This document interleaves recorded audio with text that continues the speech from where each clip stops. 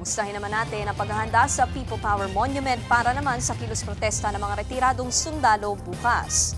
At live mula sa Quezon City, nasa frontline ng balitang yan si Rainiel Pawid. Rainiel, kamusta na ba ang paghahanda para nga sa rally?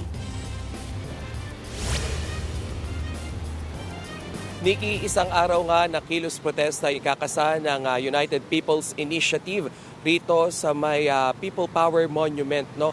Ang UPI ay samahan ng mga general na makikilahok nga dito sa 3-day anti-corruption rally nitong Iglesia ni Cristo. At nakakuha rin tayo nga ng impormasyon na may darating din dito at makikibahagi na bulto ng mga miyembro at taga-suporta nga nitong PDP laban. Sabi ng PNP ay aabot sa 300,000 yung makikilahok nga dito sa kilos protesta. At dahil nga dyan, yung White Plains Avenue sa pagitan ng EDSA at Katipunan Avenue ay sarado nga bukas. Kaya naman pinapayuhan yung lahat na humanap ng ibang ruta para nga iwas dito sa traffic.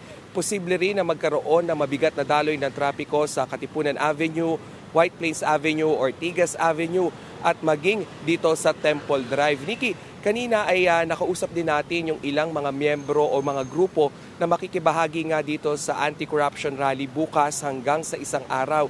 At isa lang yung kanilang hiling na may mapanagot na nga dito sa malawakang korupsyon na nangyayari nga sa ating bansa. Lalo na't nagkaroon na naman ng isang panibagong expose video itong si dating Ako Bicol Party List Representative Zaldico. Nikki.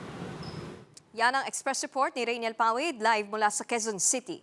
Mga kapatid, Nikki de Guzman po. Para sa pasada ng mga rumaratsyadang balita, mag-follow at mag-subscribe na sa social media pages ng News 5.